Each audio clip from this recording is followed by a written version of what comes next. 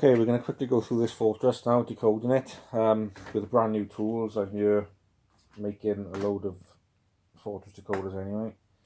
So we're gonna run through now, make sure you're not doing something that you shouldn't be doing, or if you've missed a step out or something anyway.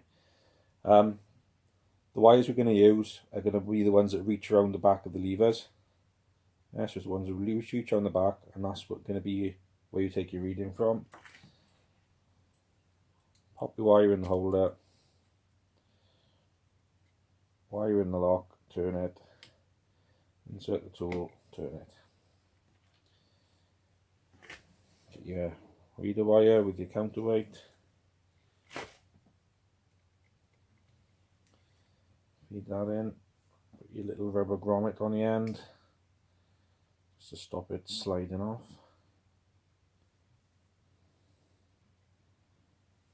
Okay. Now, as we said earlier in the emails, where you turn this curtain is going to dictate the reading you get on that wire. Because if you move that curtain, actually that wire is going to move and give a false reading. So you've got to make sure you keep the curtain in the same position all the time. I tend to keep it so the cutout here is horizontal, so it's not over there, it's pretty level, and that's where I'll take my readings from. So pull the tool all the way back, let it go. That will be your first reading. This is going to be a little bit cack-handed now. That's a 2. So we're going to push it forward, and it's either going to fall off that lever onto the next one, or it's going to butt up against a lower lever. So push it forward, doesn't want to go anywhere. So now we've got to go. Keep that, make sure that thing doesn't move. We're going to feed our way under that next lever, which is there. And take our reading, which is a 3. Same again, push the wire forward. Doesn't want to go, it's rock solid. So we're going to go under that next lever gently.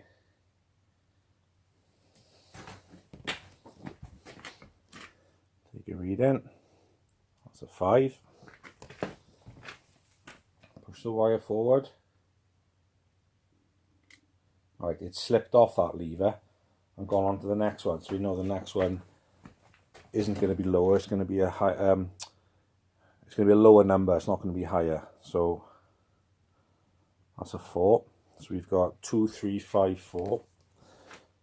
So now we know lever number 3 is a 5 because it's an ABA pattern. We know lever number 3 is a 5. This is now on a 4. So lever number 5 should be the same as lever number 3. So we're going to push that forward. It doesn't want to go anywhere, which is great because it should be butting up against the lever number 5. So we're going to go under that.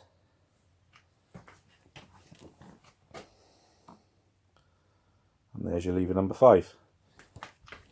So you've gone through the pack. Do it again. Pull it all the way back, let it go. That should be a 2, I think. Yeah, 2. Next one should be a 3.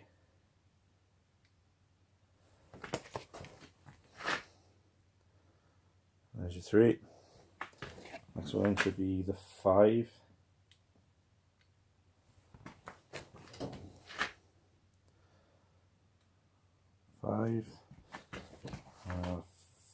That should slip off there now onto a 4, which it does. Check that. There's your 4. Next one should be your 5.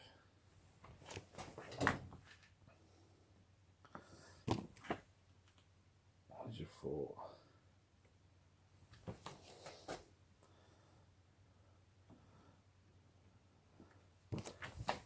Right, now number 5 is getting a bit elusive.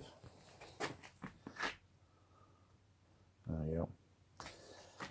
The levers in these locks, they got a little bit of movement, so sometimes they will sort of spread and the wire might slip up in between 2 levers, but you can usually feel that. If you can feel it spongy, that means the wire is trying to spread 2 levers apart. It should, when you let it go, it should just feel nice and solid, and then then it's resting on the heel of the lever.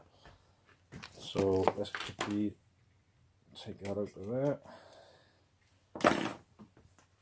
Right. Make a key. Reset it to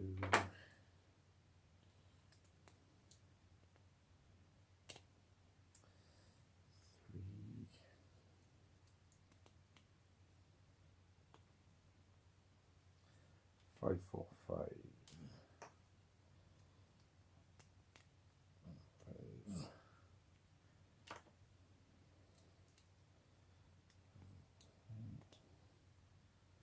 These are always a bit stiff when they're new. They do bed themselves in.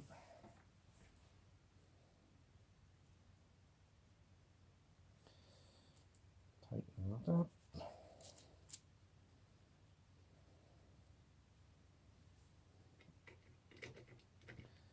Again, there's only 5 bits on there. Pull the key back towards you.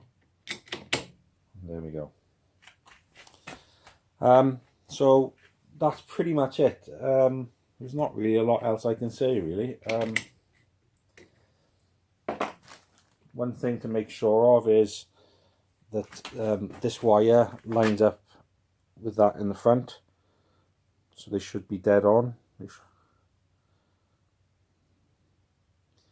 In case the wire is twisted, or if the wire is given a different reading, if it's not in line with this, perhaps that's your problem. But I'd say the biggest thing is feeling your way through the pack.